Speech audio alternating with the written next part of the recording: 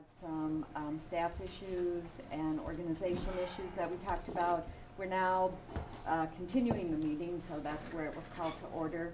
The first thing I'd like to do is ask for the approval of the minutes from our January meeting. So approved. Second. Any discussion on those minutes? All in favor? Aye. Thank you. Approval of the agenda. So moved. As written. Okay, so moved by Mark. Second. All in favor? Aye. Thank you. Public comments. I didn't receive any sheets, but this is a time when if anybody in the public wants to speak about anything on the agenda tonight, you may come forward and address the board if you have some concerns. If not, know that that opportunity is always available at the beginning of our meetings, and we welcome those comments. Thank you. The reports tonight, starting with our students, who are hoping for a little late start tomorrow.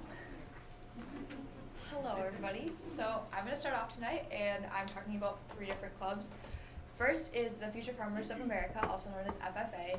FFA has been really busy this past week actually. They helped out Carl F. Stotts at their Customer Appreciation Luncheon, which was really cool, and they are also on Wednesday heading to a competition, a speaking competition called Leadership Development. They do events such as employment skills, leadership development, and stuff along those lines, and they're going to do competitions to obviously present their speaking skills, which is really cool. Okay, I'm sorry, I might have a lot of details, so I'm just moving on. So my first one was Future Problem Solvers, and they're actually competing this week in their, I think it's their sectional competition. They have 3, and this one will decide if they go to state, and it's kind of where they have a research topic, and this time it's food processing waste, and they get packets for a future scenario, and they have to find like 16 different problems, and then they send it in, and whoever's is like the most correct or like most, I'm so sorry, what's the word? Like, realistic? Will make it onto state, which is, thank you, really cool. So that was that one. And then I also have DECA. It's actually DECA week this week, so around the high school, DECA is celebrating their organization, and they are a business and marketing organization that helps students go into the field of obviously business, marketing, and entrepreneurship. This week, as a part of their week, they are doing announcements about Valentine's Day. Today's announcement was that 19% of people buy their pets Valentine's Day gifts, which is really interesting considering that I'm not sure my family buys us Valentine's Day gifts, much less our dog. So I thought that was pretty cool. They also will be doing a bunch of fundraising along those lines, and they have the Polar Plunge coming up this Saturday. So far they have raised $1,129, and they're hoping to raise more, even though it's going to be really cold. So good for them. Alright, my next one is Pay It Forward, and coming up this week we have a math night for elementary school kids where they take volunteers from the high school who can come and just kind of give support for the younger students at one of the schools. And also coming up this week they have their Valentine's Day little celebration and just kind of support for the teachers, and they're making cookies Wednesday after school, which they'll give out with little, what do they call it, helpful hearts. So they write like a little sweet message on hearts that they had cut out and give to the teachers. And last but not least, I have student council. As Joan and I were talking about, we had to cancel our last day of the blood drive due to school being canceled and not being feasibly able to have a bunch of kids come in on a school day, and with no kids coming in, we kind of figured that it probably wasn't a good idea to try and get the whole community to come in as well. So we're looking to reschedule that. We also just had Winter Formal this weekend, which was very successful and really exciting. So I believe the theme was Frozen in Time, which is pretty awesome. We're all frozen right now, so that makes sense. And basically in the future, we're looking to schedule our Devil's Lake field trip and schedule a blood drive and finalize our JDRF by doing thank you cards this Wednesday. Any questions for our ladies? Thank you so much for the spirit you bring to our meetings and the reports that you give us. We appreciate that. Thank you. You guys stay warm, guys. Thanks, ladies. Next, our teacher report, Ashley and Kyle. We've never been thanked for our spirit. I have a Sorry. I couldn't be thanked for my, no. So the WTA is happy that we have received staff feedback or member feedback, and we are contributing a donation of $300 to the Student Financial Aid Fund, so that we're happy to do that. Additionally, and I think we've talked about this before, the shed that we have donated to the WNC is built. We're waiting for the ground to thaw out, which seems like it's going to take quite a bit of time to do. But we'll be getting a date set up to install that at the WNC. And we fronted the money for that, so currently we're working on another fundraiser, which is Rocky Rococo's Dine and Dough, to raise money on March 5th, 11 o'clock to 7 p.m., I believe, 11 a.m. to 7 p.m. 15% of 15%, not 50%, 15% of the expenditures during that time and the proceeds during that time will go to that fund. So I think everybody needs Rocky Yes. Rococo that night. It happens to be Fat Tuesday as well, which works out Oh, perfectly. there you So go, there you we'll go. enjoy Good a lot of pick, Rocky good pick. Rococos during that time. There you go. And last but not least, it is I Love My Public School Week, so we are encouraging members just to fill out a quick little sheet of paper explaining why they love their public schools and then displaying that proudly. So. Great. Thank you. Awesome. Thank you, Thanks, guys. Next, we have a report from any board members that attended any meetings other than the state convention. We'll deal with that. Secondly, any other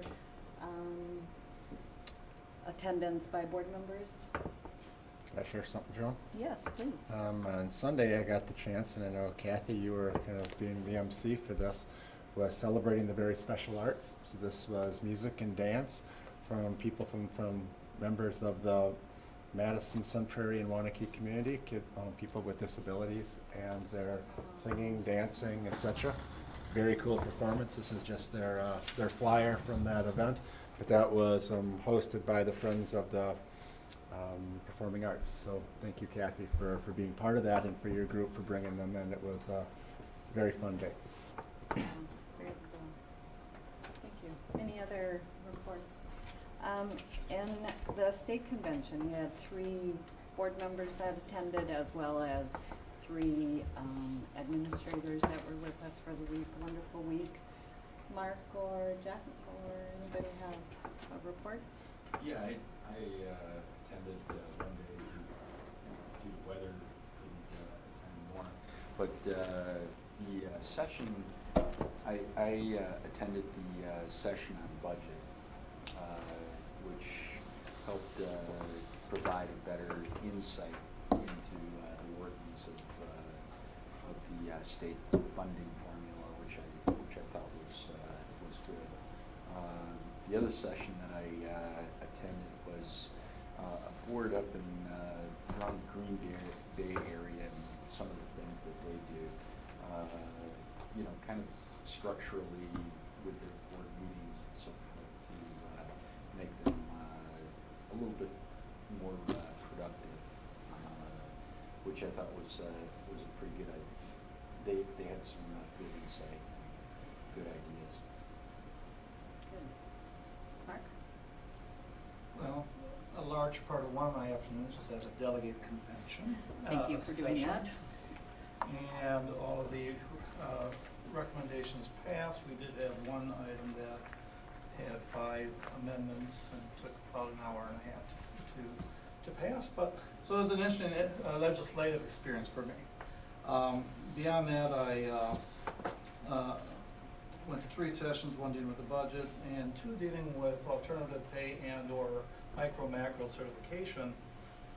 And I found both of those, well, all of them are really terrific, but those last 2 gave some interesting awareness of things we may want to consider as we continue to look at our own professional development program here in Waunakee and our pay system in terms of how we can make it more meaningful for our staff and more beneficial. So some really good stuff. Good, thank you. My focus was working, or the sessions that I kind of navigated into were effective board meetings, leadership, relationships with superintendents, goal setting, evaluations, and really spent all 3 days in that type of setting and meeting. And I guess my takeaway is as a board here, I think we have a lot of really wonderful work that we do. But I think sometimes we have an evaluation and a goal-setting model that is operating separate from what we're doing. And, you know, I don't want to get into the specifics today, but, you know, you also may have experienced that. I think there's some dialogue that I would like to have as we go through. We're beginning our evaluation, our self-board evaluation, our superintendent evaluation, and the priorities that we've set. And I would like to have a dialogue and a conversation at that time about possibilities and some of the things that I feel are a little kind of working apart instead of working together. So that was kind of my focus at the convention. Working apart from administration and board, or? I feel that some of our priority setting is kind of over here, and it doesn't necessarily align with what we're really doing. You know, As if a district? Or? Yeah, kind of as a district. You know, we set priorities, and I think they're great, but it's kind of like Randy gives us those updates, and I just feel that as a board and a district, they're not all kind of packaged together.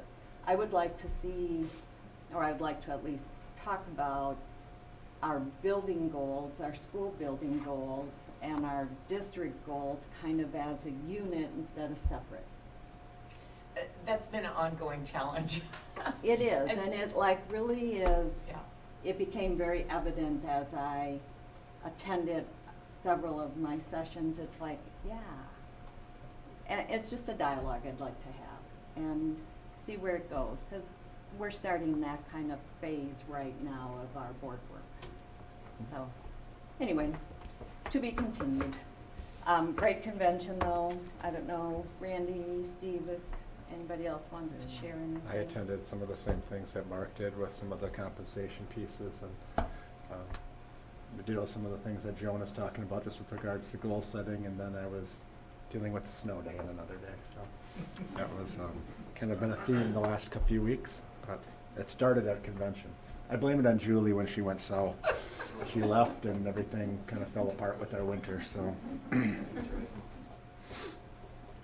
Speaking of timelines for board and superintendent evaluations, I'm hoping that people were able to do the school perceptions, the self-evaluation. And along with that, there's a 4-question open-ended kind of question about just our workings as a board. So if you haven't done those, please get those into Rebecca as soon as possible. I think most are in. School perceptions are almost all in. Okay. And the 4 questions, as soon as you can, get those in. And then we have the superintendent evaluation, and then the evaluation of the priorities that Randy went over with us at the last meeting. And the timeline on those is by March, I believe so. the March meeting for both of those. I believe so, yeah. I don't Yes. Yeah. So do we have electronic of these, I mean, I saw it in the minutes here, but do we have our own copy that we're gonna get, or? We'll be sending that out. Okay. All right, any questions on that timeline? Okay, tax district again. Anything to share? The meeting will be on March 11th, and that'll just be the organizational meeting, so that will create, it's kind of funny, the committee votes to create the committee to vote on the eventual TID that the village will be presenting. So on March 11th, the 5 members, which is basically everybody who's a taxing authority covered by that piece of real estate, So it'll be 2 people from the village, 1 the village administrator, and then an appointed citizen, 1 from the school district, 1 from MATC, and 1 from Dane County. And they have a yes or no vote to the TID, basically, after the village approves it. And then so it's one of the steps to make a TID happen. We do have a policy on how we're supposed to look at TIDs. This one looks fairly clear as to how our policy's gonna apply to it, but we'll see what their exact presentation is. They should have all the documents at the time of the organizational meeting, so hopefully they will. They have been known to change them between the 2 meetings, though. It's unfortunate. Makes it hard for our whole board to have direct input. But we'll see what they have on March 11th. What we can do too is bring that policy back, or those guidelines that we have for the TID districts that we've established as a board over the last couple of years. And I think what we agreed to is that we would kind of review those prior to the representative from the board going to the joint review board and placing their vote. So thank you, Dave, for being part of that and then gathering that information. And as we see anything as a staff, we will make sure we forward it off to you. Thank you. Next, we have an update on the sculpture at the high school. All right. Tonight what we have is really an update and a consideration for you. We had mentioned the last time that this came before you was that as Michael Kalish, the artist, was moving forward with some of the design concepts, that he would bring those pieces back. Since the time that we last met, there's been conversations with our students. I know that Kathy and Mel, you were very instrumental in having that there, and I'm looking forward to your report. As I was talking to you at one of our meetings, it was just fun to hear what the kids said about our school. And I think that the board will find that very interesting as far as the things that the kids value about their school and about their community. And then certainly they're talking to them about the colors and some of the design pieces. So I think what the group is coming with tonight, and I know that we have a few members. We have Kevin and Frank, and then also Mel and Kathy here tonight to really just talk to us about the update. So I'm going to turn it over to all of you. Well, thank you. And Mel and I are going to talk about the focus groups that we had with students in December.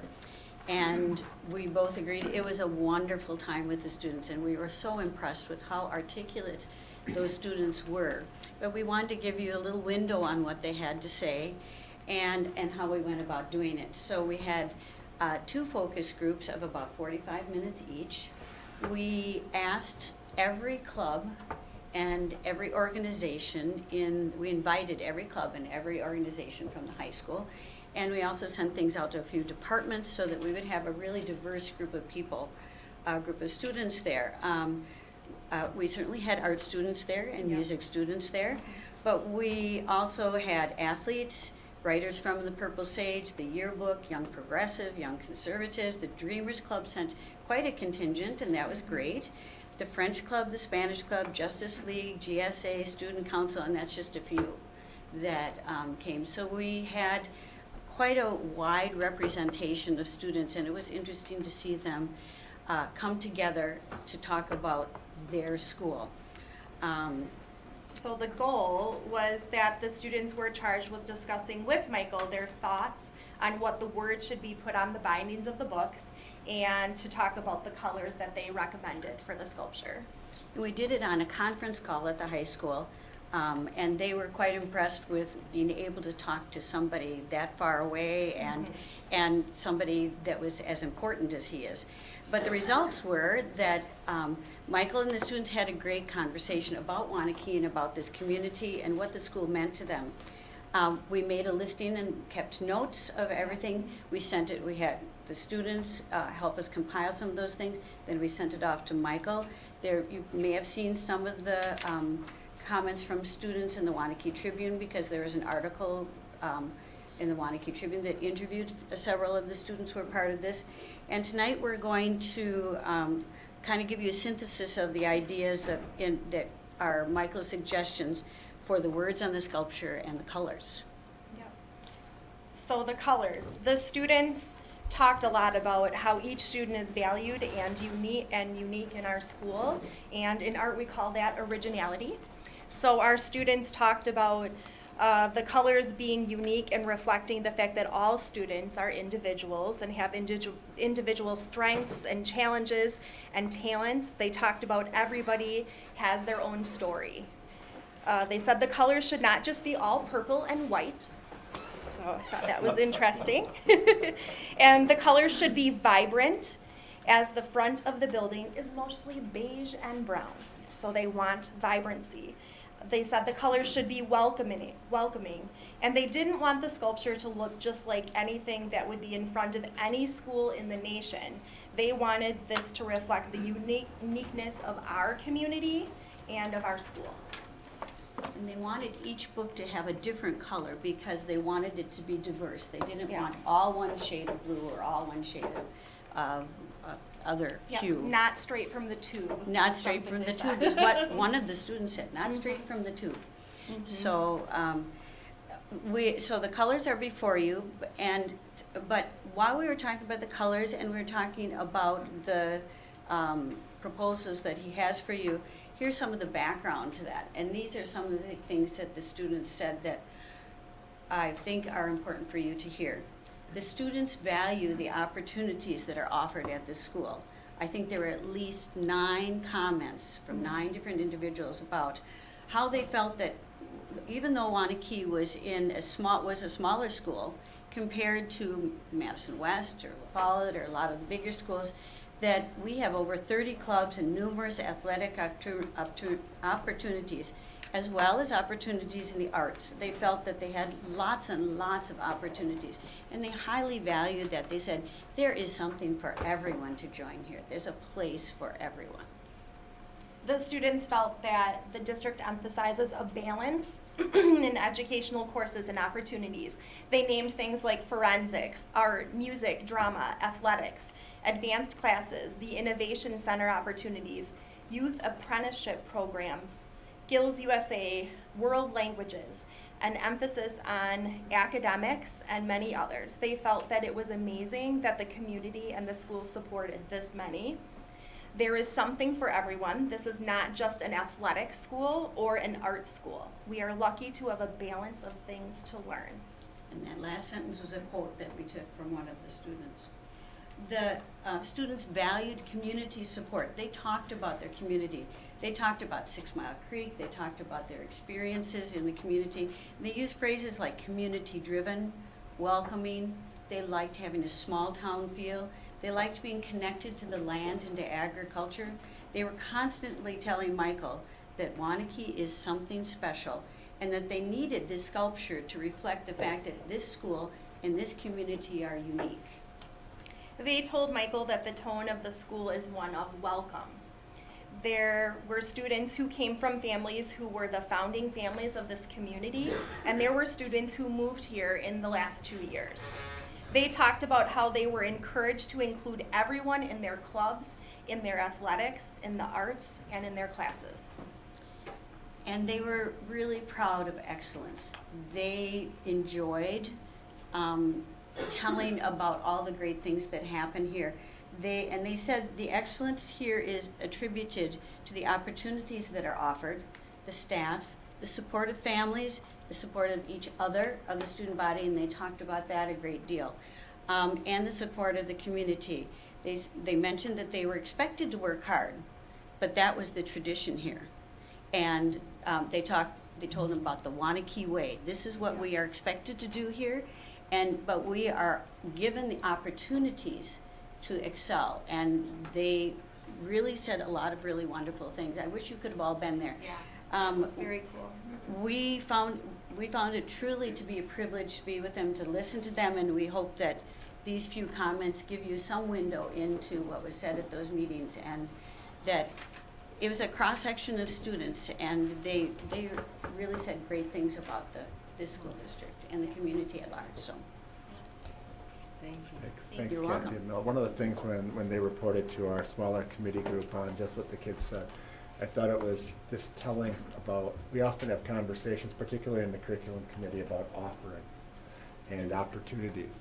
And I thought what was reiterated by the kids was how much they value those. And I thought it was just, when you start looking at kind of your your vision for your district. I mean, I think the kids did a pretty nice job of trying to articulate what their hopes and dreams are for, and what's great is that those are things that they're feeling like they experience. So I appreciate you drawing that out, and I wish I could have been part of that conversation. It was great. It was wonderful. This sculpture project just seems to be getting better and better in several unexpected ways. One is because we have connected with Michael Kalish, that is really into this project and really enjoys working on it and is going the extra mile with everything that he does. As to the teachers that are looking for recognition as to the energy, I guess I would say, stay tuned, here it is. That's why we're doing it, is to recognize the teachers, the support staff, the administration, and the education that we've got here in the Waunakee School District. Next, what we are looking for is your approval as to the colors, the icons, the titles. As was just mentioned, this was a group effort working directly with our students. And they're well into the fabrication phase and need your approval regarding these items in order to move forward with the next step. So if you would kind of scroll back, I guess starting with the colors. The colors would be the colors that are the books that are stacked. If you may recall, there's like 5 different stacks of books that are, it's meant to be very interactive, and you can sit on those steps. And those are vibrant, unique colors, handpicked by the students working closely with Michael Kalish. And that would definitely make this project be one of a kind. Next is the icons themselves. That'll be in the, if you look at the stack of books, in some cases you'll see it straight on no matter which angle you're looking at. And what Michael Kalish did, like what he did with the Muhammad Ali sculpture, is some of those things will be set in a way that you need to walk around the sculpture and be in one specific spot before you see the icon itself, which is kind of a magical component that he is known for. And then on the binding of the books, some of those phrases will be put on the binding. We're going to leave some blank so that they can be done in the future, and it can be a sculpture that can be added to in the future. But that'll be laser cut into the bindings, and then lights will shine, LED lights will shine from the inside out, so that's how you'll see them. It'll take on a much different flavor during the day and at night. It'll be a sculpture that really is always kind of changing. So if that all meets with your approval, So if the we'll board take the wants next step. the Waunakee colors, we can't have that. I think you'll be outvoted by the students themselves. And notice it doesn't say wanna anything. That's right. Thanks. Thank you. So we do need Joan, can I ask Mel, what's periwinkle blue? Periwinkle blue? Thank you. It is a bluish purple. Okay. Thank you. It's close. Yeah, Frank, do you have anything to add as far as, Frank is the project manager? Yeah, my name's Frank Gorham with Vogel Brothers Building Company. I've been project manager on the sculpture project for about the last 8 months. I just want to give you a little schedule update as to where we are and where we're going. So over the past 8 months, we've been able to accomplish a lot, including the design of the sculpture, the location of the sculpture, and most recently the weight of the sculptures. So we just found out that each stack of books is approximately 2,831 pounds each. Oh, wow. So with that information, we've been able to take that and give that to a structural engineer who was going through and designing the concrete pad, creating the frost wall details and the reinforcement and the concrete design. From there, we'll take that information and give it to local subcontractors who will do the work. They'll be starting the installation sometime in April, so that we'll be able to have the unveiling and the installation sometime in May. And that's where we've been, and that's where we're going. So, yep. Thanks, Frank. Frank is also one of those gifts to this project as a project manager. He has managed projects across the United States, and here we have him working on this particular project. He actually mentioned that 2,800 pounds is light compared to some of the other things he's worked on. So, So what we're looking for tonight, Joan, is approval for them to continue to move forward with the color schemes, the designs, and really the words that would be articulated on the bindings of the books. And that's really the next piece for Michael to start fabricating that in preparations for then the install this spring. Just a quick question on the paint. Is that powder coat or is that? Yes, yep, these are all either steel or aluminum. In terms of the metal that'll be used, and it'll be powder coated, so it won't be chipping off. And then one other thing that Michael added is that there's gonna be a repair kit that he'll send along that have all the paint colors, so if anything does get scraped or damaged, it'll be able to be repaired easily, which is a very nice thing. Yes.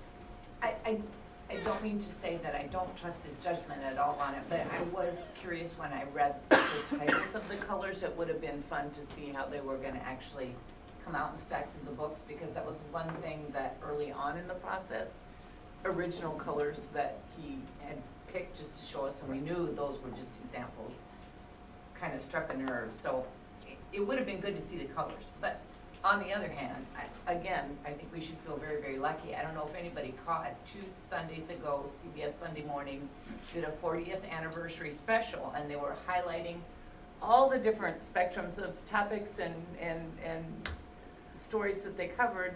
And under the whole art section, one of the artists they picked to mention was Michael Kalish. So we truly are fortunate.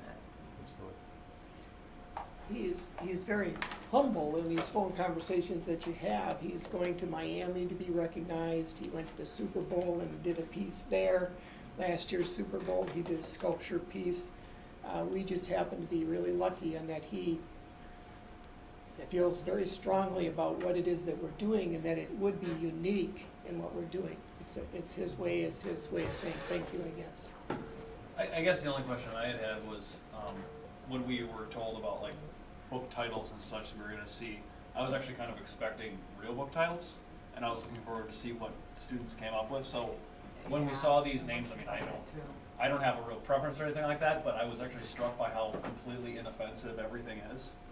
Do you have any, was there any discussion of doing that, or why go this way, I guess? Well, what it's supposed to be a reflection of is our uniqueness, the community, the support for the education that we've got, and why it's so strong here, as opposed to actual book titles of actual books. It's supposed to give a feel of who we are and what makes us unique and different as far as the school district is concerned with the education. Intentionally, we wanted to make sure there was nothing that would be controversial or hit anybody the wrong way. I think it's true also, Kevin, with that when Dr. Mishler really kind of launched this project, his whole piece was to commemorate education in the community. Right. So when the piece was commissioned out there and put for the request for proposals, that was part of the mission, was to be then working with the community to articulate something that reflected the community and the value of the schools. Correct. So that was part of, I think, where this grew from. Correct. This is the community being very appreciative for everything that we've got here, education-wise, teachers, staff, administration. Did the students come up with the titles? Yes, they That discussed was those. the student, I just love the input, and whether I like the colors or don't like the colors, the kids picked them, so who am I to? I'd just like to add, as exciting as it is to have Michael Kalish as our artist, and we are so fortunate to have Kevin, Dr. Mishler, Frank, with your leadership, and Kathy and Mel, the work that's gone. There's such a groundswell effort from the community. It's very exciting, and I think we're just very blessed to have all the work that all of you people have put into it, so thank you very much. Thank you. So we do need a motion. Motion to approve as presented. Second. Julie? Any other discussion or questions? All in favor? Aye. And thank you, really, truly, Thank you. thank you very much. Good One- job, team. One tidbit to look forward to, Michael also wants to work with the students on what's called a sizzle reel, which shows the production of the books and everything wow. else, with the PR both here and in LA. He's got some friends, some connections. So that's gonna be the next interactive piece that he's talking about. So, very good, thank you. Seems like a Awesome. great connection. Thanks, gentlemen. Thank you. Next is our strategic planning part, starting with the facility maintenance plan. Yeah, tonight what you have in your packet is an update on a presentation that you've seen in the past. Just a little bit of background to kind of give you some context of where it fits. And I'm jumping a little bit ahead into the facility planning next steps. If you go back to about September, October, we had a tour of the board took a tour of the middle school and Heritage. Part of what that was to kind of get a context of where we were with some of our facility maintenance projects and some improvements that we needed at those facilities. Last month, or in December, you heard from Mark Roffers with regards to our long-range growth plan. And the other piece that really ties some of this work together is our long-range facility plan. So this is a 20-year plan we worked with Findorf Builders to help put together. Really meant to be a top-to-bottom scale of what work we have within our schools, a time frame for when it needs to be replaced, and a proposed cost. So Steve's going to walk through just a few items within this proposal. The Facilities Committee heard this at their last meeting, but it really then will launch us into some work that Steve and I and others will be putting together. How do we merge our long-range facility plan with our long-range maintenance plan in an effort to kind of put together a plan that's going to see how we can sustain those and look at really our next referendum effort. So that'll be a piece that'll be coming up probably right around the April timeframe when we can bring some of those merged options together. But before we get there, we need to do a kind of a review of where we are with the facility maintenance aspect of that work. So Steve, I'll let you kind of walk through some of the highlights for us. Thank you, Randy. As Randy mentioned, the intent tonight is really just to provide a high-level overview. So I'm going to be moving through some of the slides and not even reviewing them with you. If you do want us to come back to any of the slides, we'd be happy to do that. As you know, last year we walked you through this whole process, as last year was the first time we created this facility maintenance plan. So for those of you who were on the board last year at this time, many of these slides are familiar. I'm going to just focus in on some of the key pieces that we updated working with Findorf this winter. Findorf staff spent quite a bit of time with Joe Bellamo, our Director of Facilities, to really work on updating the information that was presented to the board last year at this time. What you see on the screen right now is the information that was presented last February, and what you see now is the information from this year. And at the bottom of this slide, the 20-year average investment that it would take to keep all of our facility maintenance current increased by about $60,000 per year from what you saw last year. So a very reasonable increase from one year to the next. We did have some projects that the school board approved last year in the spring that were removed from the list, additional projects added to the list, as well as inflationary costs added. So about a $60,000 change per year from the information you saw last year. One of the other key slides that we showed last year at this time was a breakdown of the maintenance needs across each of the school facilities. So you see that on the left-hand side of this slide. And on the right-hand side, you see it broken down by major systems that we have in our buildings. So this slide shows that information being presented from last February.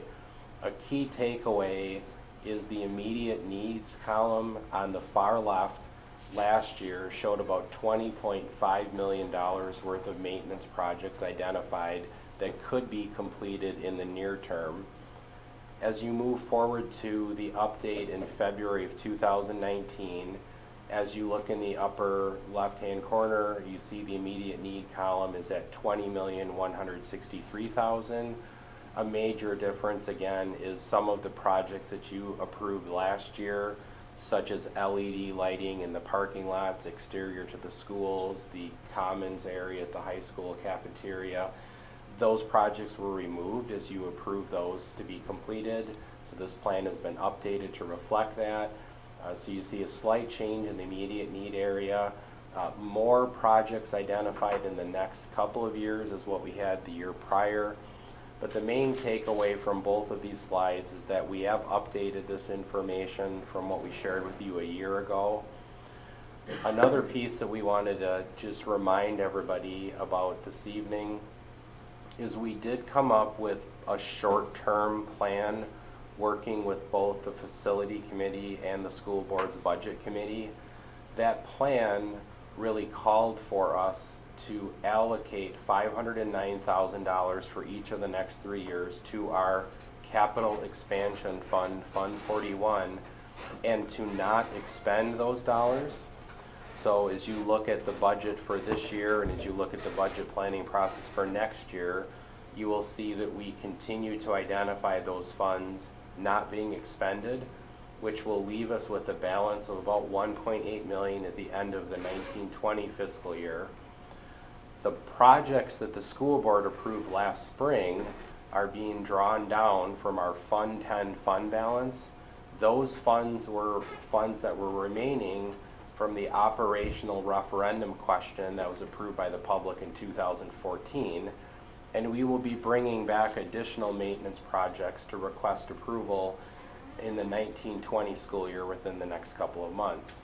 So it's just a good time to remember that we are in the middle of a multi-year short-term plan to build up our maintenance funds in our Fund 41 capital project fund.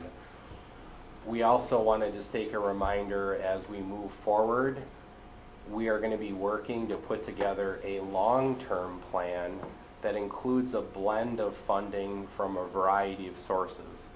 Those sources include referendum funds, those sources include operational funds, those funds include the use of Fund 41 that we are building up.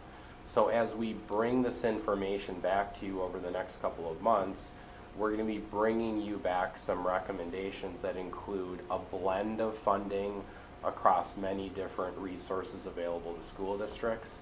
As we talk about on this slide, the long-term goal is to determine a funding model for the facility maintenance plan that is sustainable 10 years from now, 15 years, 20 years from now. So our goal will be to bring that forward for your review.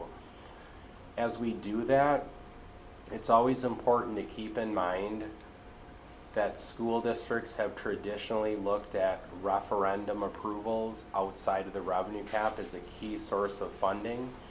We did review this slide with the facility committee when we reviewed this last week, keeping in mind that we have a 20-year rotating debt service schedule in the school district. That is the maximum allowed by state law. We already have several years with zeros on them. We also have many years that are only sitting at about 2.7 million. That does provide us with significant flexibility as we begin those conversations this spring about how to put in a long-term funding model for our facility maintenance. You will see us continuing to bring this back.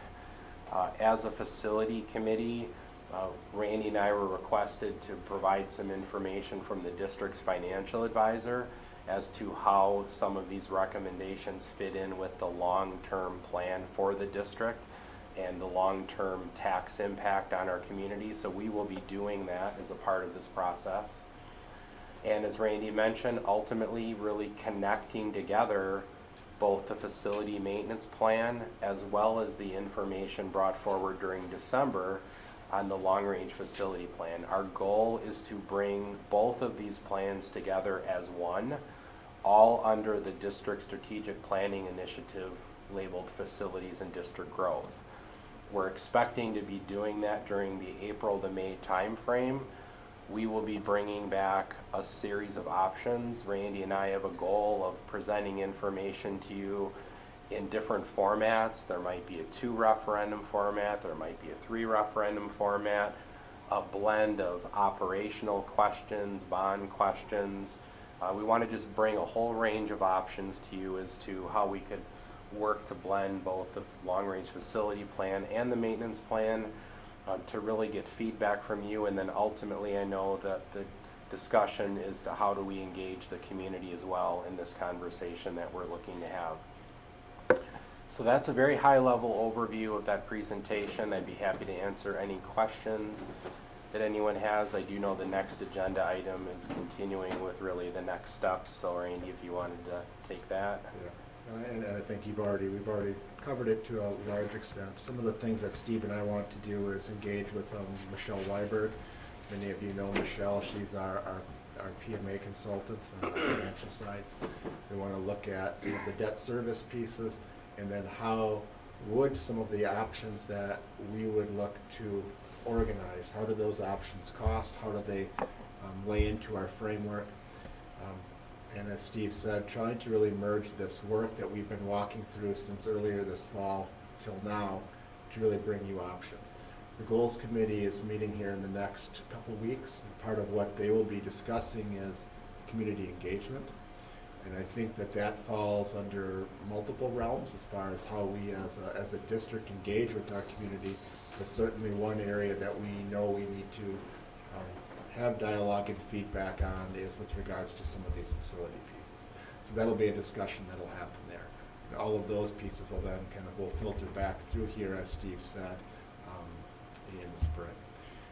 What we're anticipating is having a conversation that really puts us in some sort of a referendum time frame in 2020. And I think that's a piece that gives us enough time to really vet some of these options out, get the feedback we need, and then position ourselves in a place where we can put forth the best projects that we're setting forth. But this facility maintenance piece was a goal the board set for us a few years ago. You're seeing the fruition of trying to really put some cost dollars to it, and now we're looking at how do we sustain it moving forward. Any questions? Thank you for that update. Review of key events and 90. We don't need to pull that up. That's just really an update for anybody from the board that's going to see what's coming in the next 90 days. For anyone in the public can also see some of the work that'll be happening over the future here.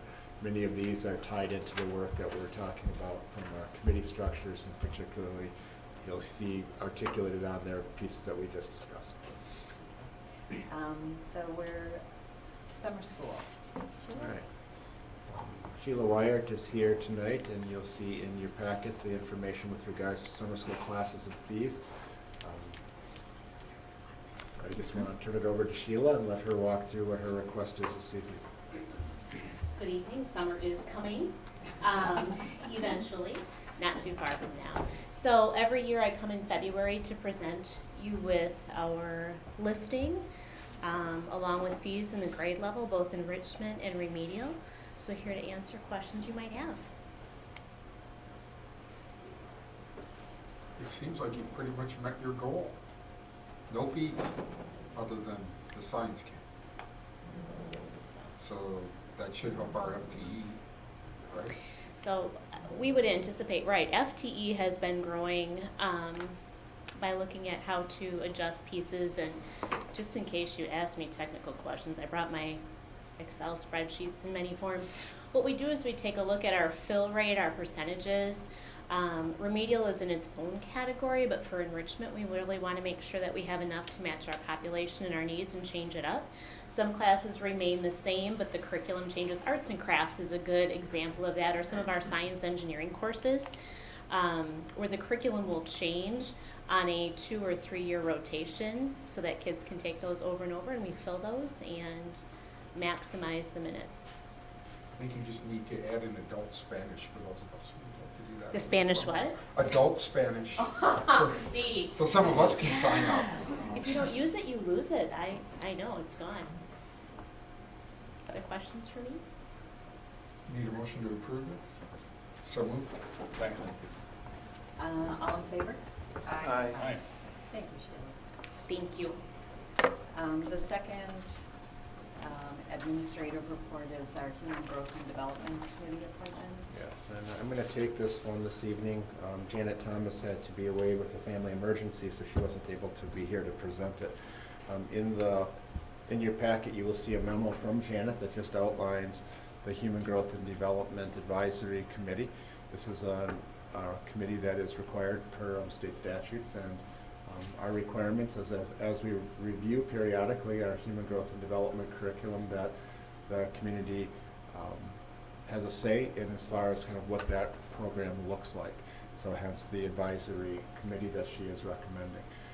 The guidelines for that committee are quite stringent as far as size of the committee, percentage of membership from school staff, etc.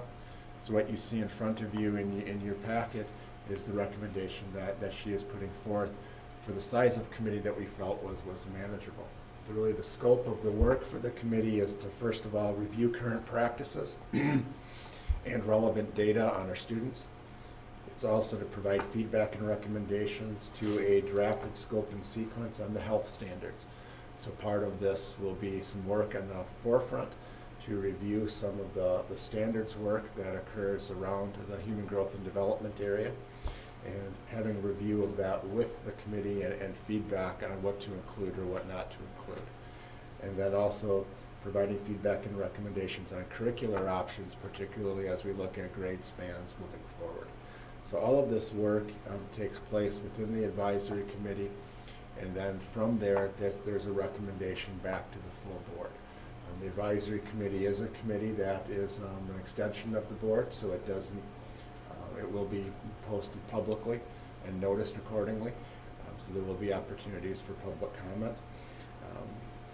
And then there will be a recommendation that comes back here. As Janet and I discussed this today, we also see this as potentially a multi-stage type process, where the first piece is really laying out what are those key standards that we want to address within the curricular area, and then a time frame where this goes back to work specifically with staff on unpacking those standards, very much like we've done with many of our other curricular areas to make them more grade level specific.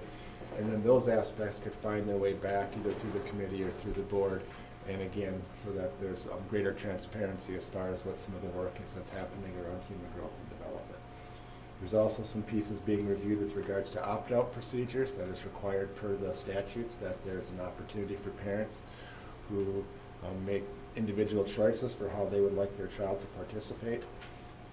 The committee that she has identified is an 8-person committee.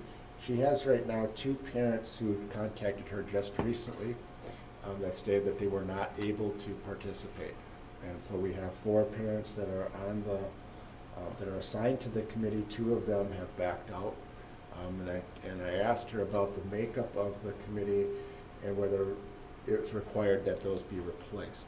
So per some of the statutory guidelines, there's not a need to replace them, but I said I would ask if there would just be a desire from the board, since this is an appointed committee of the board, to replace them so that we have 4 members of the parents represented. Real quickly, the students, there's 2 students, there's a middle school and a high school student.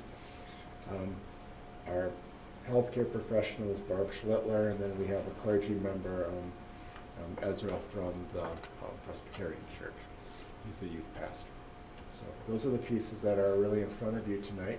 If there's questions, I will do my best to entertain those and answer those. If there's questions that are beyond kind of my scope of some of the work that Janet has provided, there's also the opportunity that we could just bring this back next month. Her hope is to bring the committee together in about the April timeframe and have some subsequent meetings to have a recommendation sometime this summer. Did she have a feeling about replacing those 2 parents? She was really, could go either direction. She was open. I just told her I would ask that this evening. Oh, my concern would it be wise to safeguard to make sure different grade levels are represented? So that would be one reason to maybe add to the parent participation on that. All right. Do we know where the parents, the kids are in there now, or if you get 4 parents? She does. I can't really speak to that if she were here, she could answer that for you. But I don't have that for you right now. Is that why she chose 4 versus 2? Was she trying to I think get she that cross was taking recommendation. The parent representatives and the student representatives were recommended by building principals across the district and also the student services staff. And so many of these were multiple referrals, so that was how that list was really generated. But certainly I can ask her to go back and find some replacements for the 2 people that just weren't able to fit this work into their schedule. And then make sure we have a grade level span. I guess, maybe not a question, but more as a comment. I know we had discussion at the committee level about selection of a clergy member, and I guess I just want to say that selecting Ezra is probably the best possible person you could pick. The Presbyterian Church is absolutely committed to non-discrimination and full welcoming and acceptance of everyone. And I don't think you could pick someone better for that, given the restrictions in state law for what we have to include. So that's probably a great choice. I guess I would be more comfortable having her readdress the 4 parents. I think more involvement is better than fewer. So if it's okay to wait till March, I guess that would be my pick. Or do we go ahead and approve the ones that she's picked and with the flexibility to add 2 more people to Why don't we do this? replace? Why don't we have a motion to establish the committee? Okay. And then we can bring back an update next month just with regards to the slate of parents. Motion to establish the committee with an understanding that list with the representatives next year. Seconded with Jackson. Any other discussion of that committee? So by approving, can she go ahead and select the 2? Do we have to approve them later? That I'll clarify. I'm not certain. I think part of what you need to do is appoint the committee, but that's just establishing the committee. Okay. So, I mean, I would think that if there were membership that ebbed and flowed for whatever reason, you wouldn't want to slow down the work based on that. So, That's I my think what I'll concern. do is I'll bring this information back so you can continue to be updated, but I don't think that's necessary to continue to have a vote. So the I would hate motion to is- delay the work of the committee to bring it back Right. to the No, board. this That was my concern as well. I don't have any problem with the ones that are on the list. Right. If she wants 2 more, I would like her to have the flexibility to bring 2 more names back. But Perfect. Yep. So we are approving the names. You're approving the names that are here thus far and the establishment of the committee. And two people who dropped out, which 2 parents have dropped out? I'm sorry. The 2 parents that dropped out were Jolene Collins and Melissa Desperito. So we're establishing the committee, we're voting on these names, and we want 2 more parents. Yep, you'll have 2 more Give her parents. the flexibility to Ability choose. to- Yeah. I'm not sure we want to give the flexibility. I think you just appoint the 8 if she comes, and we're just expressing a desire that she might find 2 more. If she does, we appoint them next month. that's a good way to put it. My concern is that we have, with 2 off, we have 2 less parents involved. Mhm. And Why don't we I'd work like to encourage them to be Yes. replaced. I don't want the committee to stop work if we can't find them, but I want a strong effort to find replacements so that we do have 4 representatives at all The costs. committee will not be starting work before the next board meeting, so this won't Okay. prevent anything. All right. So I think what you're asking is establish the committee, approve the names that are there, and for us next month to bring back 2 more names. 2 more names Yes. and of parents, and I'll ask Janet to be present to answer any other questions. Is there a relation between one of the parents and one of the students? Yes, there's a parent-child, and part of the reason was the one child is 12 years old. And so there was a kind of a concern, not just with the age piece, because we have a middle school and a high school student. Okay. It makes a very powerful voting block. I was gonna say. Out of date. Yeah, 2. Any other questions? All in favor? Aye. Opposed? Perfect, thank you. Thank you. Any correspondence tonight? No correspondence. Okay, committee reports, starting with budget. Mark, Steve, team? Oops. Excuse me.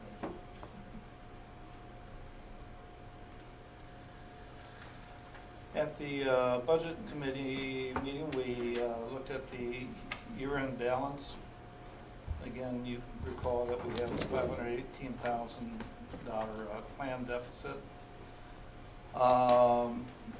Steve brought forth some projections from Forecast 5, and I think the committee as a whole appreciated what the potential there is, and we actually talked about, is there a way to utilize those projections to maybe set budgetary goals for budgeting efficiency.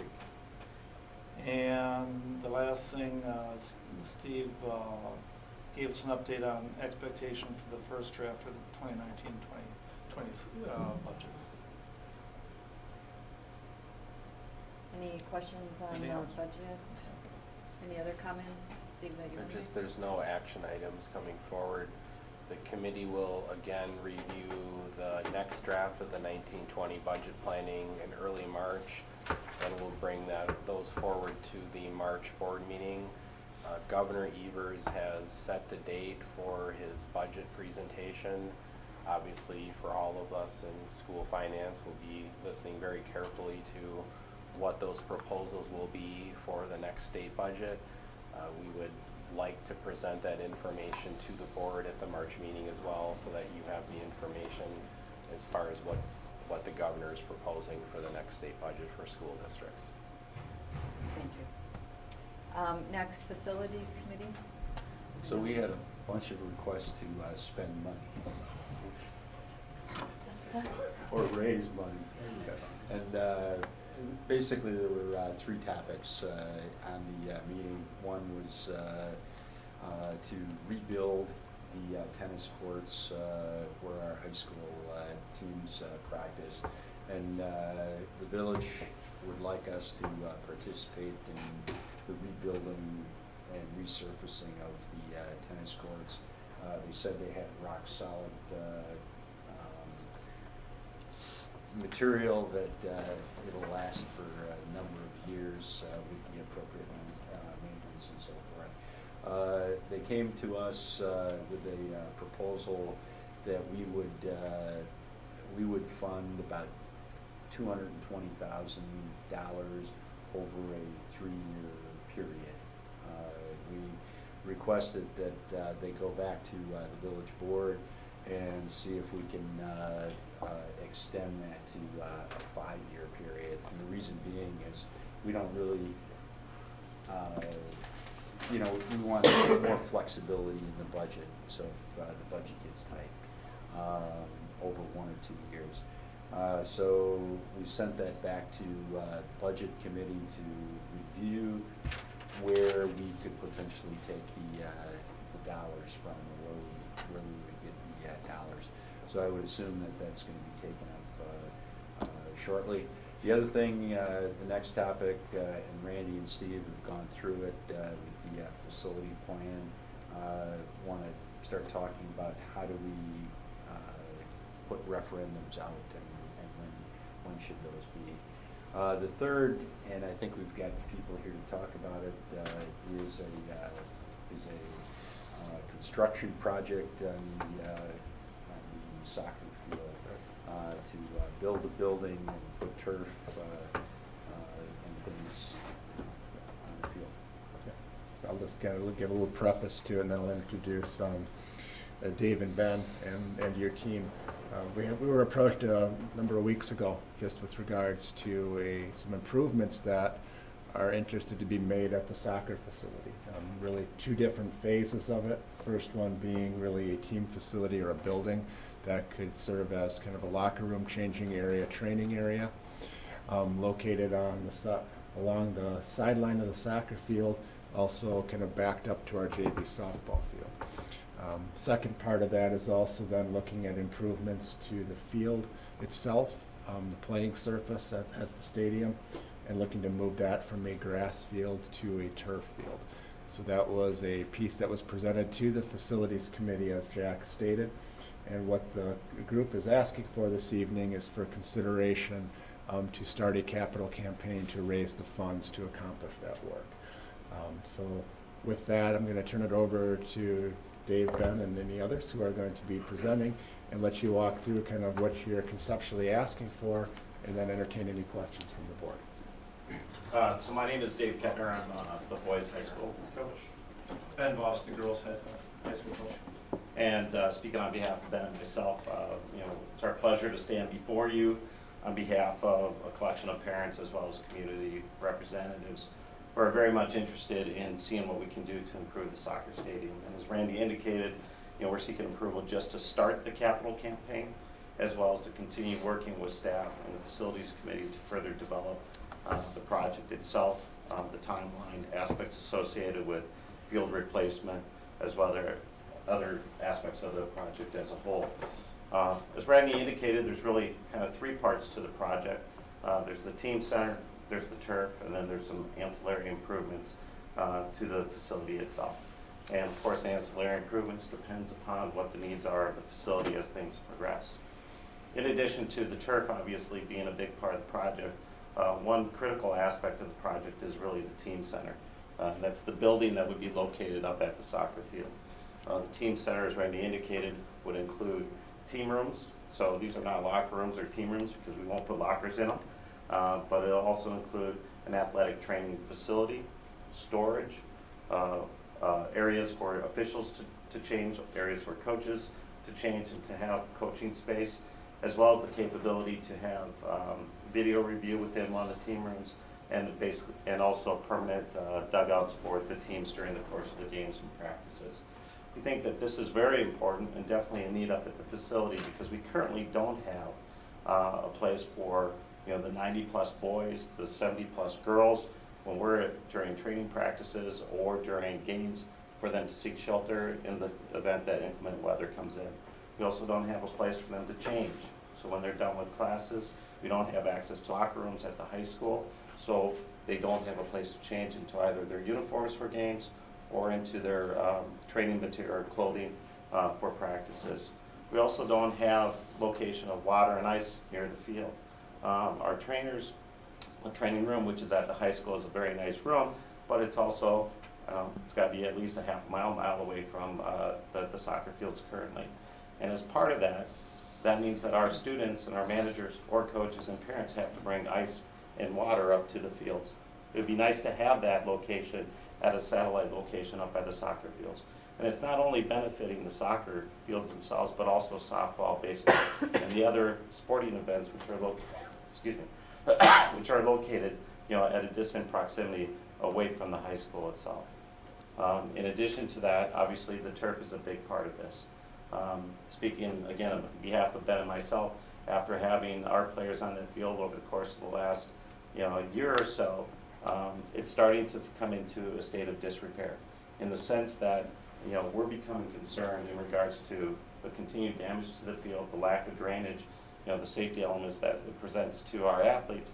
In addition is the reliability of the surface itself. This past year, certainly in the fall, we had to go ahead and reschedule and look for gym space in order to hold our practices. We had a lot of our games which were moved at one time or the other because the field was just not in a condition to play on. That obviously has impact on a number of different levels, one of which is certainly from an educational standpoint.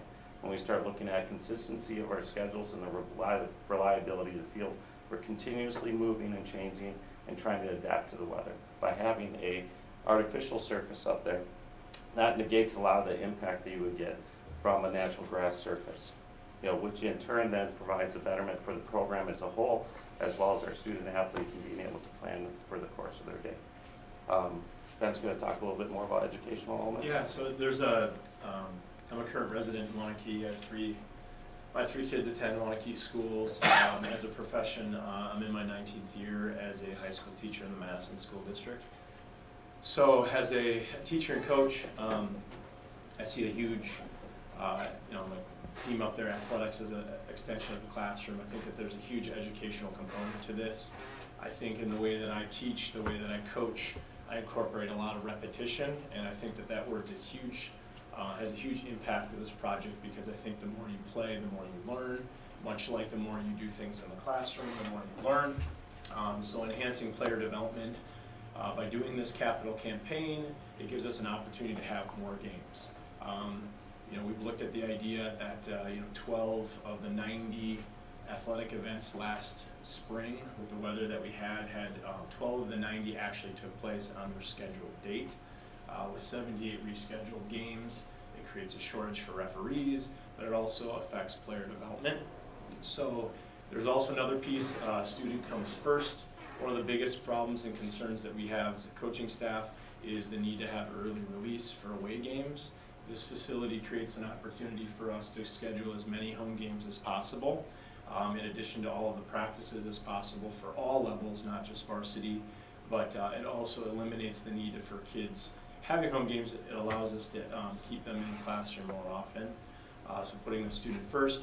And then this also creates an idea of collaboration, the sense that having one central location allows the high school kids to interact with their youth program, which is something that we aren't able to do right now because we're spread out all over with club soccer at Rip Field, in our high school, just a lot of cancellations.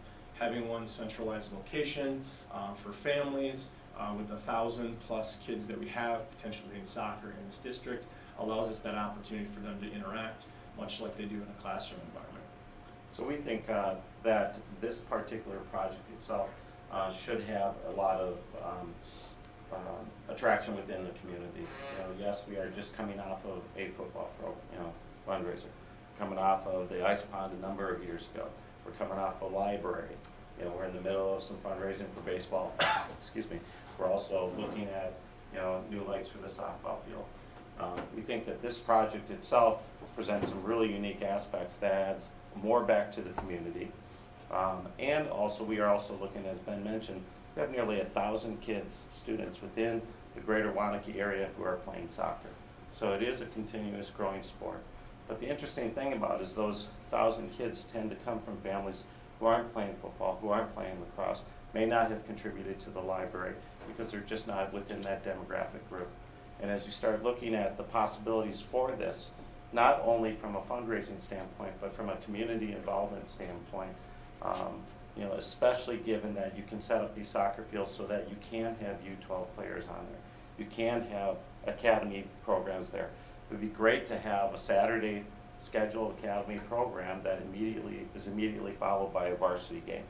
So now you've got over 100 kids who are there playing soccer, high school players come in, and to them it's like the big leagues. And so we think that that in its own right tells a pretty darn good story that we feel that a capital campaign would be successful. Now the scope of this project, it is a big project. We are looking at right now, it's $1.8 million to $2 million for the whole thing, in total.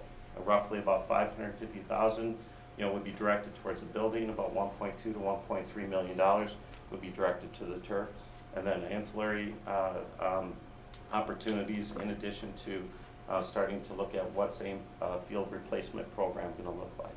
So again, we're asking for your consent today to move forward with the capital campaign. We do have an exploratory committee that's currently in place that would immediately transition to a capital campaign committee. And then once we also have that approval, I'd like to work with Jack and Dave as well as Gary on the facilities committee as well as staff to further develop some of these concepts so that we can put together a nice program on the proper timeline that's going to be successful for the community as a whole. One of the things that we did talk about at the committee was we want our people, our turf people to go and evaluate the turf because we're not planning on doing the upgrades for another 2.5 to 3 years. Yeah. So one of the things that Jack is bringing up and just kind of paralleling it to the Warrior Stadium project. At the point where that project came forward, we were at the point of delegating dollars within our facility maintenance plan to replace that field. Had it not been an artificial turf field, we would have been replacing it with a grass field. And that was per some of the assessments by our turf management consultant. When you look at our facility maintenance plan that Steve just presented earlier this evening, the soccer field was one of the last pieces that was kind of pushed on Rich Riggs' last plan. We'd like to bring Rich back and have him do an assessment again of all of our green spaces, particularly the soccer field, because right now this field sits at about 2025, 2026 timeframe for any dollars being associated with it. What Dave and Ben have reported is that there are some needs within that field, And we want to have Rich come back and really give an assessment on what those are, see what programmatic issues we have, and then have that report come back to the board. I think that's paramount per what Jack was talking about and what Dave and Gary also discussed at the facilities committee, as far as having that information to see kind of where the district fit in and where this fit into our longer range facility plan. If I recall, the dollar amount we have in there in 2026 is really associated with irrigation to the field and then amending the soils and really kind of upgrading and reseeding type pieces, about $300,000-ish, somewhere in there. So, but I think that assessment is paramount as we kind of get a sense of where the needs of that field are per the request for the turf. But I know what you're all asking for tonight is just permission to really start moving forward with the capital campaign. I believe your phasing of this would be ideally to have the building go first and then work towards the turf piece. Is that still accurate? That is correct. Okay. And those would be potentially on subsequent years. You mentioned, I actually think a building out there is really needed. But we have, I think, needs in a lot of our other teams as well. And you spoke briefly about baseball and softball and, you know, I know the lacrosse team. I hate seeing the football cleats run into our building during halftime. You know, is it a facility? I'm having a hard time. You're raising the money for it. You know, how will the other teams have access to it? I mean, what kind of, I mean, there's such a need out there and Right. You're bringing the money in. How do you picture that? Yeah, so let's start within our program first. So it's an opportunity for both the boys and the girls program, multiple teams to use it there first. It's not just a one team or varsity only type facility. We've met with Spencer Lee and to hear out some of his concerns and needs that baseball is currently wanting.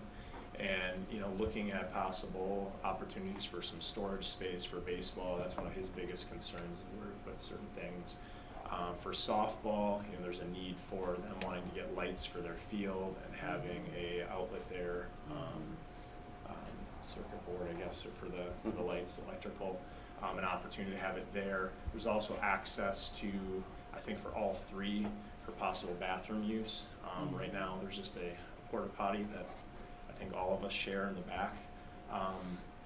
So those are just some of the immediate needs that come to mind there.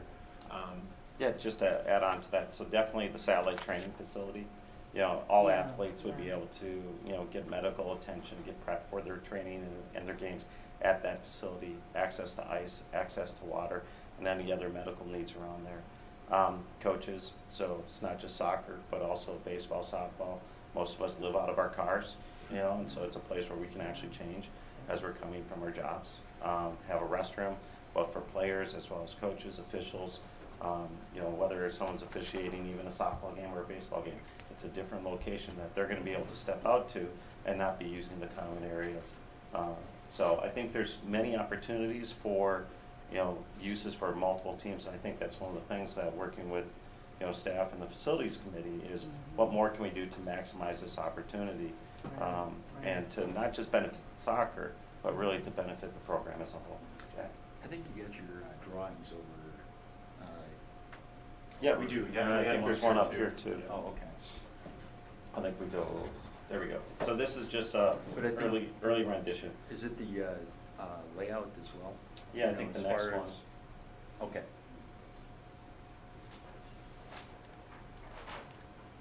There we go. There we go. So there are some changes. You know, when we first designed this, it was all in because it's easier to take away than to add. So we did contemplate having a flat area on the roof, so for videotaping, excuse me, our games and what have you. But what we would do is take away with that because it's about $100,000 to $125,000 add-on for the project, and that would free up additional space within that area. And so now you're talking about in that main area where we're obligated to keep distance of roughly 60 feet between the benches. There's a large space in there for us to be able to put in the facilities that would be accommodating all three sports and more. And are they gonna be part of the fundraising for this, or? So right now, we're not banking on them being part of the fundraising, although, we've met with Tammy, met with Steve Ross on behalf of baseball. And to the extent that we can find opportunities to have them participate in the fundraising, we're certainly going to be inviting them to participate. But we know that they have a couple things that they're currently working on, both for baseball and for softball, that we'll have to see, how much they can contribute to the project.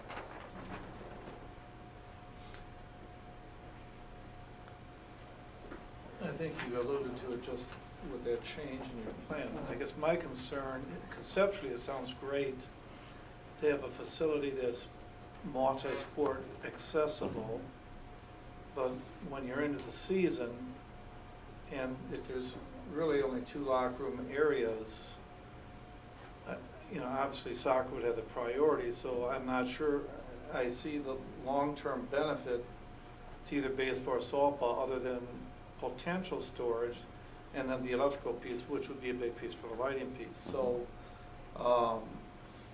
as we look at it, are those just viewed as potential possibilities, or is that going to be a concrete commitment that the facility will be multi-sport usable during the season? So I think it's fair to say that the, let's call it the ancillary services within the building itself would be used throughout the whole time. The locker rooms, I do think, is a question because, if you want to look at the design of the locker room to minimize access, you've probably got one door, and that's probably going towards the soccer field. But what I would say is that it's also financial dependent, right? I mean, if we can raise a lot more money, then you can certainly make this bigger, add more locker rooms and et cetera for the other sports. But given our interests in other areas, that might be too much of a lift to do to accommodate locker rooms for the other sports. Now, of course, if the school wants to contribute a larger amount, then certainly you can make certain things happen. But I would also say that this does, present a nice base and a nice foundation, where you're running utilities out there such that in the future, if you're looking at expansion opportunities, those opportunities could certainly be there. I guess that's a good time for me to cut in because Mark and I were at a different meeting where we kind of discussed this in addition to what the facility committee must have done. I bring this up from the background of my entire family plays soccer and I go to Kiva all the time and I'm tired of driving there.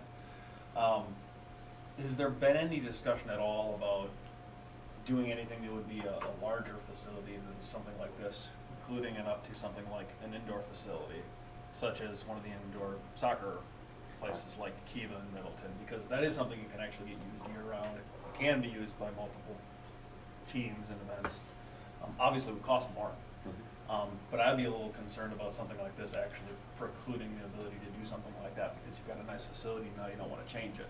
So I think that's a very good question. The thing that I would point out to you is that there are a number of facilities, especially high schools, not in Wisconsin, but in particular Minnesota. My daughter was just playing at Shattuck St. Mary's, and basically they bubble the field. You look at the University of Minnesota, you look at Marquette University. What they do is they take their outdoor surface and they basically put it, the ability to put a bubble over it. So now it becomes usable year-round. I would love to see that. I think that would be absolutely fantastic. I think that's phase 3 because I think you get the turf in, first, and then after that you look at what's the potential to winterize it. And it certainly would be more cost-effective to be able to have a year-round use facility because some of the issues with Kiva and admittedly I've looked at business propositions for building a fully indoor facility for other aspects. And the biggest issue there is usability, because what happens in the summer, no one uses it. And if you ask Eric Fritz at Kiva, what's their biggest challenge is how do you utilize that facility 6 months out of the year?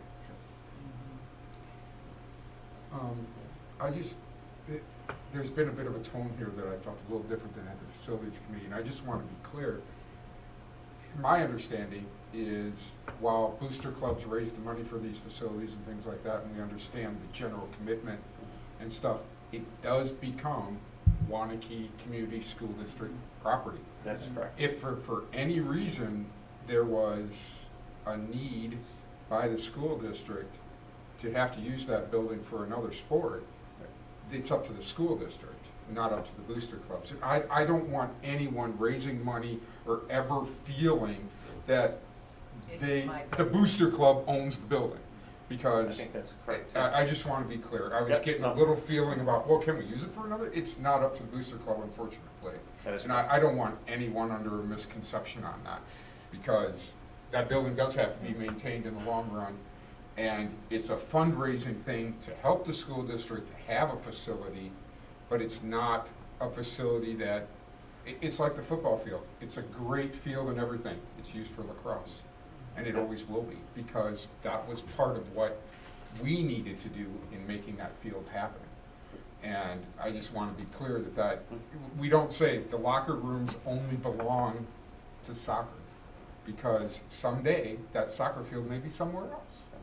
And those locker rooms will have to be, and one day the lockers will have to be changed, just like in the high school. So I don't want there to be a misconception. I think that's but absolutely clear. There is Yeah. definitely, as we have been very clear with when the high school did, when the football team and booster club did that field, there is obviously a serious commitment. And there is a serious commitment by the school district to make sure that the people who have raised the money get the benefit that they were aiming for. But it doesn't mean that there's any form of ownership. Right, and I think that's absolutely clear amongst the group as well. Okay. Mark? As a follow, one, I want to thank you both for the amount of time, energy, planning, vision that you've given it. I mean, this has tremendous amount of potential for our kids. So thank you very much for all you've already put into it. I want it to be successful, but in reference to my concern, I just want to make sure that we're not projecting a maximal vision of what it could be when the reality might be somewhat less than that, and people get a misconception, now it's built, it's just not feasible to put everything in. I think if the goal is to have a sports medicine area for both teams and the storage and the lights, and that's it, that's fine.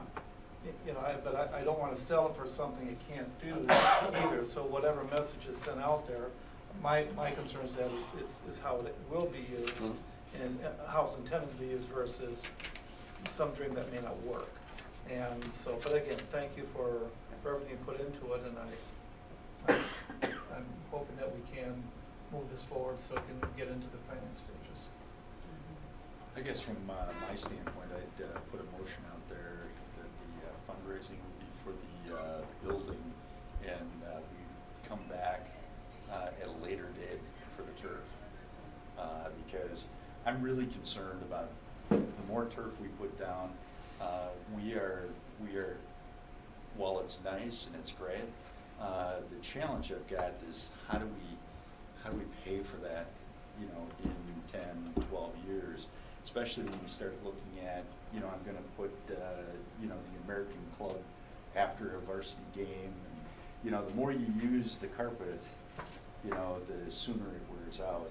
And, you know, I'm just concerned with the liability, you know, going forward. So I think that's a great question. We actually had a pretty strong conversation about that while developing the concept here. Our concern is that if you partition that into two elements, you're probably not going to have as successful of a capital campaign versus if you marry them together. And the reason being is if we are able to go out and be successful with the building, which I think we can, and then we immediately turn around knowing that 3-4 years from now, we are looking at a field replacement, then we're going out again to say, okay, can you contribute again to this, particular project? And that will be very, very difficult to do. We do think, especially after talking to others within the community, that a combined project as this is going to generate a lot of excitement and opportunity for the community as a whole. So our recommendation is, to keep the concept together, initiate it. We do have work to do, admittedly so, in regards to having the consultant come out, take a look at the field, confirm what is the useful life on that field. And we're able to do that probably in the course of the next 3 to 4 months. But if we have to make changes based upon what we're seeing there, then we can certainly do so at that point. There's no issue at all in terms of following any rules and regulations over the type of turf either. I mean, I've played on both surfaces, and sometimes it feels like it's playing a different game entirely because it's harder, it's faster if you're on turf, especially with I assume it's different with football because you're just running. Yeah, so it is definitely two different surfaces between football and soccer. So soccer has a tendency to be, well, football has a tendency to be more rubber and padded because of the impact on the surface versus soccer is not, because you're not getting that feel. In fact, you want to minimize the bouncing of the ball versus maximizing the bouncing of the ball. So artificial turf is actually becoming a bigger element, in the sport as well. You start seeing a lot of colleges are moving to it. Madison College recently installed turf. FIFA actually has an improved turf, but it's really, really expensive. From a turf standpoint and at the high school level, there's no issue in regards to having a turf surface. In fact, Verona uses at Reading Park, they play their games on a turf surface as well. And I don't know if you have more data. The safety aspects in particular resonate with me, and I think both phases relate to that in terms of the access to the trainer room, obviously, but with the surface, that's a safety issue as well. So, and I totally understand you're wanting to combine the whole entire capital campaign. That makes sense to me. If you're talking also including club activities and so on, I would assume that those people and the village recreation department would also be part of your pitch with your capital campaign and solicitation of funds. Right, so we currently have on the exploratory committee, we have representatives from not only both of the booster programs for the high school, but also from the Waunakee area soccer club. Perfect. I would make the motion that we allow them to begin their campaign fundraising on the whole project. So that'd be my motion, but to say to your part, Jack, I think we saw pretty well with the football field that the reduced cost of maintenance on it and everything, as long as we're careful not to take the reduced cost of maintenance and spend it somewhere else, we make sure that there's that potential there, we should be able to help deal with the replacement down the road. But of course, your field's a little different, so we're gonna have to make sure what that timeline is. But I would make the motion that we allow them to begin the capital campaign. Second. Any other discussion? All in favor? Aye. Opposed? I'm just gonna oppose it, and like I say, I want more information on how do we deal with the replacement, because that's a big concern, when we look at tight budgets and so forth, and everybody's excited today, and everybody writes the checks, and 10 years from now, are we gonna have that same excitement and motivation? Because we've seen sports ebb and flow, where, we get some excited people. So, I'm not against the building. I look forward to working with you to figure out a program that's going to be beneficial. Thank you very Right. much. Thank you. Thank you very much. Exciting Thank you. project. Thank you. Moving on to committees, HR. I'll just let Randy take that. We've met on cold days, and now we've had another snow day. What's What's happening tomorrow? Tell us about the snow day tomorrow. It's getting a little interesting, so. Yeah, I think most people tomorrow are waiting till tomorrow to make that decision. That's kind of what you're seeing. Yeah, trying to see what actually is going to. The thing with snow is it's not only the amount of snow, it's the timing of the snow. Yeah. So that it's coming at a decent time and the plows are going to be out at 4 a.m. There's hope. So that's all I can say. I got a webinar at 3:45 if anybody wants to join me. So to learn more about what's going on. Yeah, there you go. It's a good time. How do we dial in? Send me the link. Yeah, it's fun. All right, what I'm talking about tonight is obviously, and all kind of joking aside, it's been kind of a crazy month with all of the snow days, cold days, ice days, those pieces. When I look back over the last 26 years that I've been in education, I've had 4 snow days twice, never had 5, and certainly never have been considering 6. And so right now we are at 5. So what I want to just update you on are really 2 different parallel pieces. One is with regards to students and one is with regards to staff. When we met as an HR committee, ironically, I've had to date everything that I've done because the next day the weather changes and we have another snow day. So I'm actually going to put forth a recommendation for your consideration tonight. There's a memo in front of you this evening that just outlines really where we're at. Our central office admin team spent some time this morning really talking through really where we are, what our options are, what's realistic given the time frames we have, and then just trying to really move forward in the best way possible. So to start off with, your memo really outlines how we take a look at hours of instruction. If you go back a few years, we used to have to count days of instruction and hours. There was 2 markers. A few years ago, the legislature changed that law, so all we have to do is follow the hours piece. I would argue that when we take a look at like our employee guidelines, I think those were really built off of and were never modified once that law changed. So we have like a point in time where it says that we'll make up with staff time after 2. Part of that I think was also driven by that was about the time frame that you needed to make things up when you were counting days. So when you're looking at hours, it's really a little bit different story. They look at grade spans from K6 being 1,050 hours, grade 7-12, 1,137 hours. It's really not snow days that impact your hours. It's really kind of how you spend your time within that. So if you have a recess time or a passing time before or after a lunch, that's really what dictates it. When you take a look at where we are after 5 snow days, I've updated this over the weekend. You can see really K through 8, we're still sitting in a position where we don't have to make up any of the hours. Our high school, however, is 10 hours short. I was at a meeting last Friday with some superintendent colleagues from around the area. It's pretty much the story everywhere. You always run short and tighter at the high school than you do at the elementary pieces. So that's just kind of the reality of it. So really what we are proposing for the high school is Brian Kirsten's been looking at some ways that he can really just tweak some of his hours, his minutes during the day really, because minutes divided over or multiplied over multiple till the end of the school year can get us to really about a 3 to 4 hour time frame. And then when you add on another full day, that gets us to really about the 10 hours that we're short right now. So trying to be a little bit creative with that. We take a look at also the lost instructional days with our staff. I'm recommending that we make up things moving forward. So when we have we have 5 snow days, I do recommend that we have a makeup day for one of those days.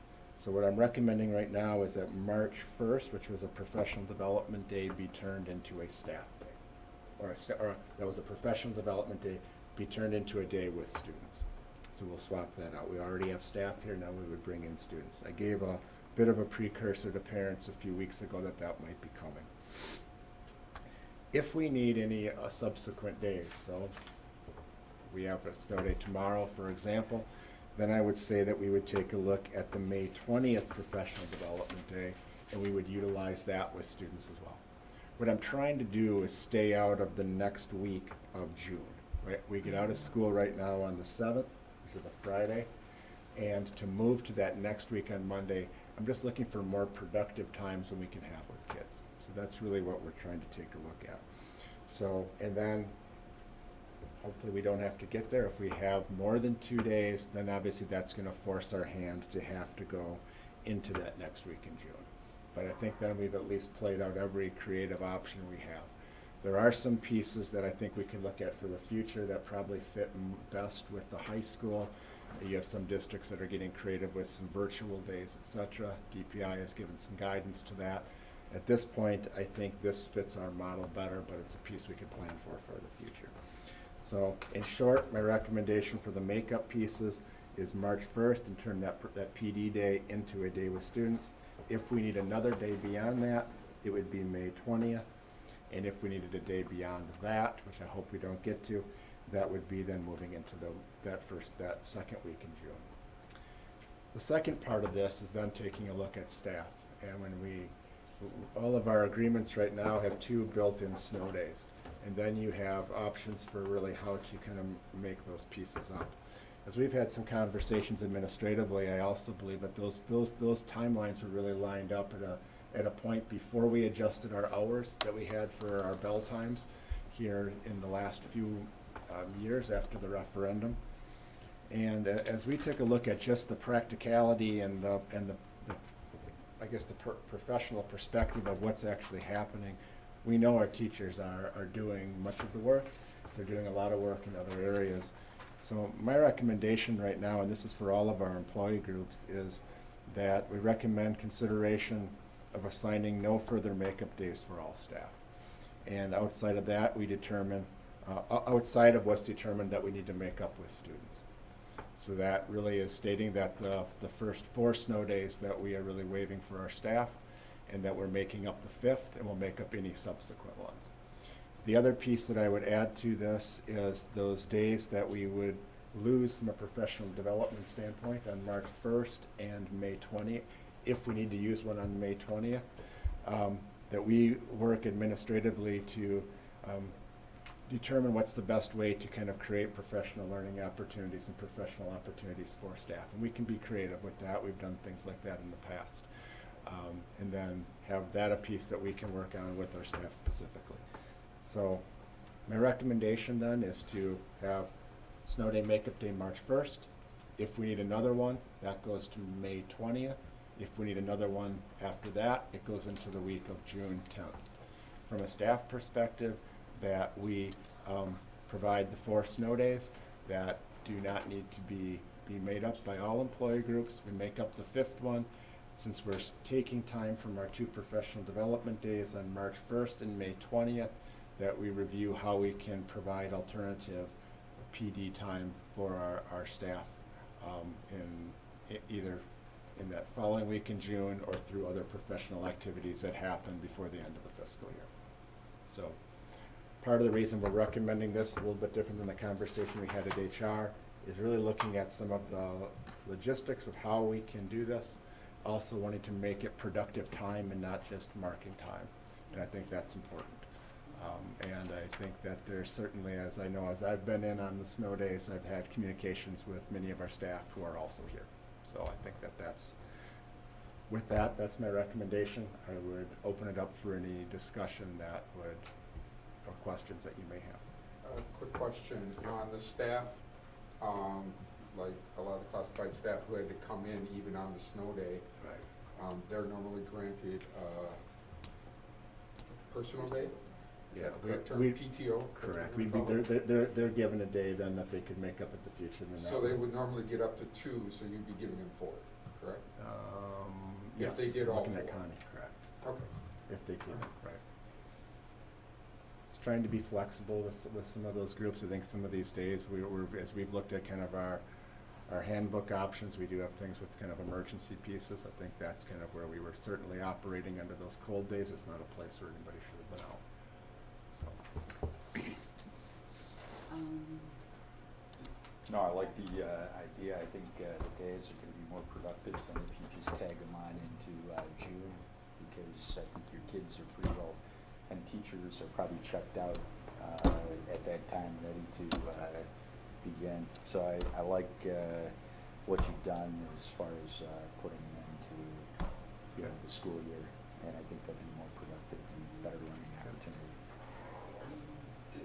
Is there an impact on our staff in terms of the plans that they have for professional development and what they're having? Because this is relatively short notice to change what they have for a month out.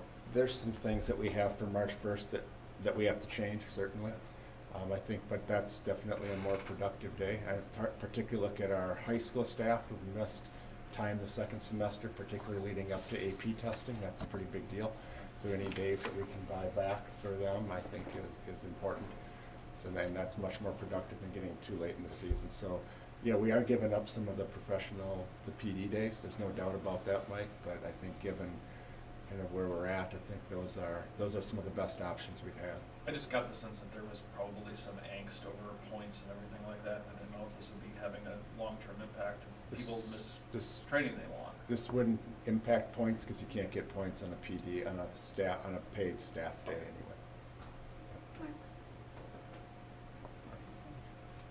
I just wanted to express my frustration, and I know we pushed this angle that when the state calls a weather emergency day, that we were unsuccessful in getting any support from the DPI or from the state legislature to waive some of these stringent requirements, because, you know, as a school board, we do recognize those teachers were working regardless, and we don't want people to be unsafe, and so that was just really frustrating that door seemed closed. Yeah. And the conversations that came, the communication that came from the Department of Public Instruction was definitely there's a division of authority between the governor's office and DPI. The governor's office doesn't have authority over DPI, so those decisions are delegated to DPI for them. And since we went to the one standard of just the hours as opposed to the two standard of the days and the hours, they used to do waivers of days, but they've never waived hours. So they've stayed with that standard, and they view it as a local decision now. They have started to provide some better guidance on things like virtual learning. And so there's some things I view that we could look at in the future. The other part that I have is I think as we go forward with our employee guidelines in the future, I want to kind of lay out all of these scenarios in black and white so we can, never thought I had to lay out a plan for 5 snow days.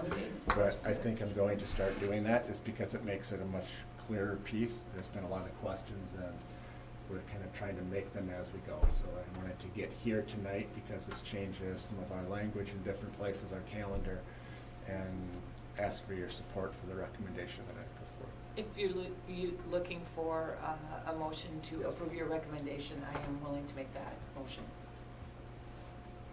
Second. Any other discussion?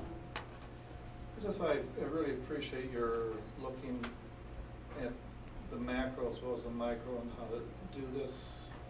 Going forward, I'd like to encourage you to find the creative ways to build in those days within the actual school year versus adding on to the end of the year. I just think that's so much the least productive for not just staff, but for students as well, and for families. So I just appreciate the logic and common sense that you put into this thing, and it looks well. Good. I also would like to echo the appreciation of both the board and the administration. You know, school funding is so limited, and there are so few ways that we can offer employees incentives for a job really well done. I mean, we have such an excellent staff and excellent, you know, grades and report cards and everything, and I just think that an opportunity like this can provide some incentive for that well-done job. So I appreciate you doing this and the board supporting this. So, all in favor? Aye. Opposed? Perfect, Thank you very much. And we'll get communication out to all staff tomorrow with regards to that. Policy committee, busy again. The policies that you see in front of you are up for a second reading. The only change that you will see from last month was, I know, Mike, you had some conversations with Connie with regards to the sexual harassment policy. At the table last month, you had just recommended wanting to see some language in there with regards to the public. So I think that change has been made at that level. So those are the only changes for the second reading. Motion to approve the policies as written. Second. Any discussion on any of them? All in favor? Aye. Opposed? Thank you. Can we go back to the minutes of the policy committee? I just had a question.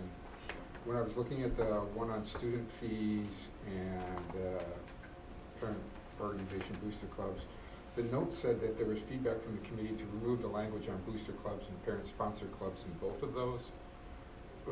If that language is removed, where does it go? In other words, that language seems to have, you know, policy setting limits and stuff and structure on booster clubs and parent organizations. And if we remove it, are we creating a separate policy, or is it just, we're not going to put a policy on that? Take that one, Steve. Sure, I can answer that. So what we were doing at the policy committee was looking for feedback on suggestions from the Student Financial Assistance Committee regarding fees. One of the topics that the Student Financial Assistance Committee was looking into were not only district fees, but fees charged by other groups like booster organizations, parent organizations. And after discussion with the committee, we decided that that topic is not something we're ready to move forward yet, that our focus is going to be on making some changes to our practices with district fees, not engage on the booster fees end at this time. So by removing those paragraphs, we would just not be addressing that issue yet. And the reason for that is the discussion really was about the policy, the larger policy, and needing to take a look at that and whether as a district we were ready to really start down the path of also engaging on the fees. So as a result, the recommendation was to pull those sections out, which would mean the policy on booster clubs would not have any recommended changes from the Student Financial Assistance Committee. The fees that booster clubs charge and or the cost to participate in activities would remain as items that the Student Financial Assistance Fund would help cover for students. So we currently are doing that. So this year, we have covered some fees for students participating in these programs. Really what the committee was looking for is, should those fees be covered by the Student Financial Assistance Fund, or should those fees be covered within the Booster Club organization as an organization? The feedback we received was pull it out of that piece and have the fund remain the support for the students and for Booster Club fees. And if I'm not mistaken, as a committee, we weren't looking at kicking the issue down the road, but what we were looking at doing is engaging, having our goals committee, our linkage focus, bring in the very near future, that discussion with the booster groups. But to pass a policy without talking with the boosters, we felt was putting the carriage ahead of the horse, and that we needed the discussion before that piece of the policy was acted on. Okay. That makes sense. Did we vote on that? Yep. We're all done. Thank you. Thanks for keeping track. Moving on to consent agenda. And we can take it all at once, or if anybody needs to pull something out, people are free to do that. Motion to approve the consent agenda. Second. Okay. Any discussion? All in favor? Aye. Aye. Opposed? Yay. Jack, we just wanted to. Thanks, Jim. Thanks, Jack. Board business.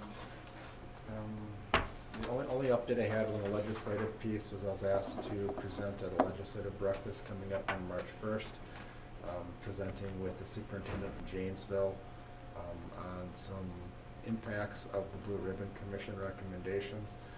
That's a piece that CISA 2 asked if the two of us, of our districts, would just talk about what those recommendations look like if they were to actually make their way into any of the budget documents, et cetera. So the Blue Ribbon Commission's all the ones on school finance, et How cetera. do you do that in such vague recommendations? I applaud your effort. I don't know, we'll find out. I agreed to do it, and I think if nothing else, it'll be a good discussion, so. Don't know, haven't really, That's going to be a tough PowerPoint to write. anyway, so that's what I have for updates. Okay, agendas. Did you Agendas, we actually loaded up last month quite a bit ahead of time. We have the goals committee who's already meeting on, did we switch that date? We didn't, but if we could, I would like that.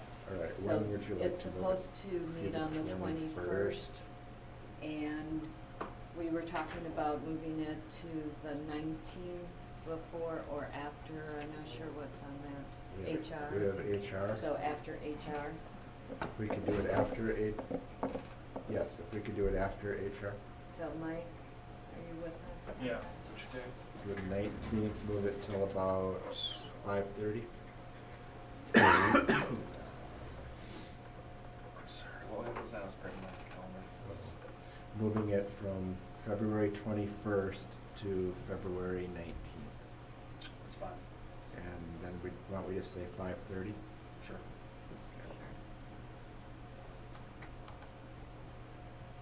Steve, do you need budget this month?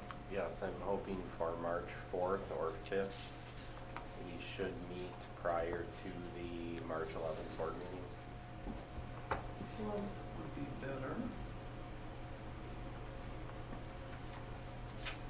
You want to do that in the morning? 7:35. That would work. Which day was that, Mark? The 4th, Monday, is 7:35. Thank you. And did the curriculum committee on February 14th get the time changed? To 5. Did we move it? We moved it to 5? Okay. Which day is that? February 14th, Valentine's Day. Yep. Thursday. Got it. 5. That's 5 o'clock. All right, I one other point of clarification. I believe on the 26th, we have, is that right, Rebecca? 26th of February? Yes, that we have curriculum that day? curriculum presentation Right. meeting. Joan, you had a question about location? What is it, 26?